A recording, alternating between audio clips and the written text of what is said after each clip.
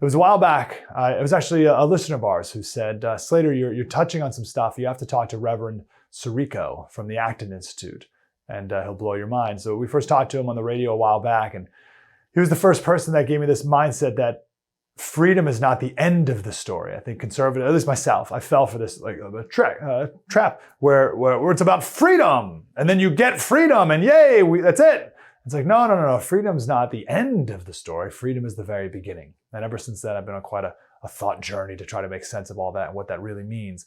And it's an honor to have the Reverend Robert Sirico here with us, co-founder of the Acton Institute, and his book, The Economics of the Parables, is available now as well. Reverend, how are you doing, sir? Great. How are you? Good to be with you. Very good. I'm grateful you're here. So let's start from the very beginning. Do we live in a broken world? Walk out your front door. No, you don't even have to walk out your front door. Just look into your heart. We're all broken in one way or another. We have high ambitions for ourselves, and yet we have the capacity to betray our deepest values. The human condition itself is broken. Somebody once said we're not sinners because we sin because we're sinners. That there's something in us that is awry. Something's not right. And as somebody else once said, that the man knocking on the brothel door is seeking God, that we look very often in the wrong places for that which is the fulfillment of our existence. So yes, we certainly live in a broken world because individuals are broken, societies are broken, families are broken. But again, that's not the end of the story. That's the context in which we live the reality of our lives. It's hard for people to even accept that reality and to accept the reality of man and the fallenness of man, which is interesting. Can you speak to that for a minute? Why do people want to think that man is good and don't even want to accept maybe the brokenness of themselves and of society? Well, there's this natural resistance to the reality of limitation and death, because, and then on the even deeper moral level, our own culpability for things. It's kind of whistling past a graveyard. It's, as the poet says, it's Margaret we long for, we're mourning for. We're mourning when we see death around us, we're mourning our own mortality. And the brokenness that we're speaking about now is a part of that mortality. I think it becomes particularly acute when we think we have no remedy or hope or salvation in the midst of that brokenness. Now, as a believer, as a Christian, I believe there is a remedy, and it's one who walked through that brokenness, whose own body was broken, and yet whose body rose on the third day. So I'm so glad you said that. I almost did not bring the gospel back into it, and I can't believe that skipped my mind. But that hope is everything. The genesis of this special, we saw a study done on the suicides, the amount of suicides in America, record high, 50,000 a year. And then we have a new category of death called deaths of despair. It's like, oh man, wow, where are we that that's even a thing? So, but just focusing on suicide itself, I don't know if you've done any study on this and what drives people to that. Is it a simple, I don't say simple, but is it hopelessness, or what else is the root of this? No, I think it is. I think that's one of the reasons that despair is considered one of the cardinal sins. Despair is the loss of hope. Despair. That's exactly what it means. It's without hope. I forgot that movie. There was some years ago. Was it Robin Williams was in a movie that showed hell, and it wasn't the flames of hell. His wife went to hell, and it was her in a dark room by herself with no hope. And I think that's what drives people. I think what COVID did was kind of stick people's nose in the reality of isolation. And if you didn't have any kind of resiliency, what I would say, spirituality, some orientation to the transcendent, that the belief that there's something beyond our physicality, why wouldn't you despair?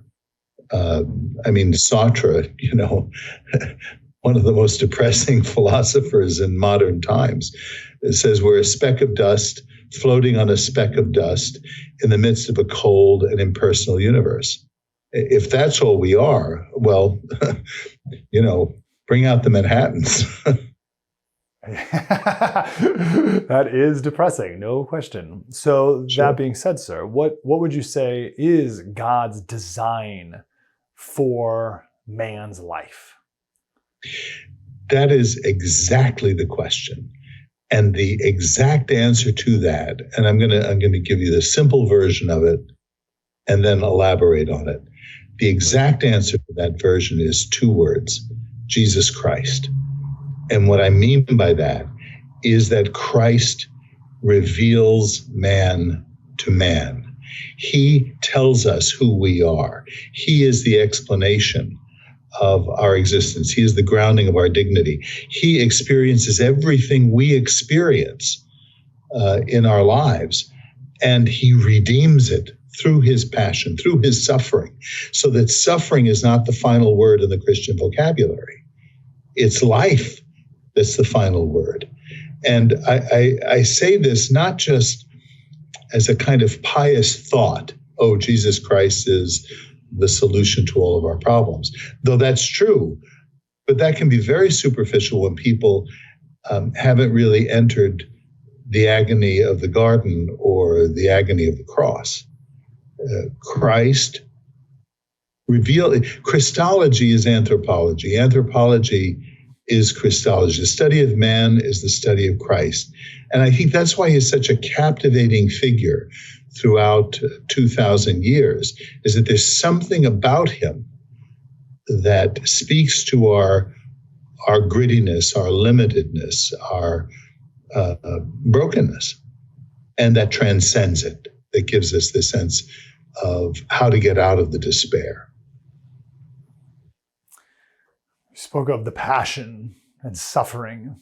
On the show the other day, we had a guy, he's a roofer, he called in, and he said, I offered my kids these opportunities at other roofers I know to work with, and they said, both of his kids said, we don't want to do that, we don't want to work that hard. Which is like an interesting idea, that another example of how we just try so hard to avoid suffering in our lives and avoid pain. What is that about? Well, it's funny you should mention that, because my dad was a roofer. And I remember him coming home in New York. He'd come home on a hot summer's day, and he'd always get in about 3:00, around the time that I would get back from school. And I remember his skin being darkened from the sun, and on his arms, he had hair on his arms, clumps of tar. And the first thing he had to do was go to the bathtub. My mother wouldn't let him use the kitchen sink, and put this green gooey stuff on and work it off it just to get the tar out. And the next thing he would do after he was done with that is just lay down on the couch and sleep. And I saw his fatigue. I saw the labor that he underwent. And my response to that, as I'm thinking back now, just from my soul, from my memory, was not a disrespect for that, but a profound respect for my father, because I knew that the meal we were going to have after he got up from his nap was provided by that labor, by that pain, by that sunburn, by that horrible greasy stuff he had to remove the tar with. And I think one of the problems of prosperity is when it numbs us to the reality of our limitation. We create this illusion around ourselves. And it's the way so many young people are growing up today. I know I sound like the cranky old man, right? I one do of too. those the Muppet characters, right? Was it Statler and Hilton? Kids these days. But it's true, and I know young people these days who are not like that at all, who do have a profound respect for the labor, for the value of labor, and how it cultivates one's spirit if it's done with a sense of intentionality and purpose and transcendence. Reverend, we have to run. We got about a minute, but I want to encourage everyone to go listen. Just Google this. One of the speeches you gave. I think it's called "Freedom and Virtue." I think that's the title of it. It'll pop up. What is the connection between these two things? Well, freedom is the context. Freedom is not a virtue. It's the context in which we can be virtuous, or the context in which we can be vicious, because it just represents our options. And what virtue enables us to do is to concretize and actualize the good, the objective good, that which brings about flourishing and a sense of wholeness. And as I say, a sense of transcendence in one's life. So that's the connection between freedom and virtue. Freedom needs to be pointed to something beyond itself. Yes. And that is who defines what virtue is, Reverend? Who's to say what's virtuous and good? I think everybody knows that. It's only first year philosophy students that ask those kinds of questions. I was talking to a professor once, and he said, yeah, everybody's a moral relativist until they have a kid who asks for the keys to the car. And then they're moral absolutists. No, that's so good. Reverend Robert Sirico, please go check out the Acton Institute. The Reverend is the co-founder of, and the book is The Economics of the Parables. Reverend, always good to talk to you, sir. Thank you so much for your insight.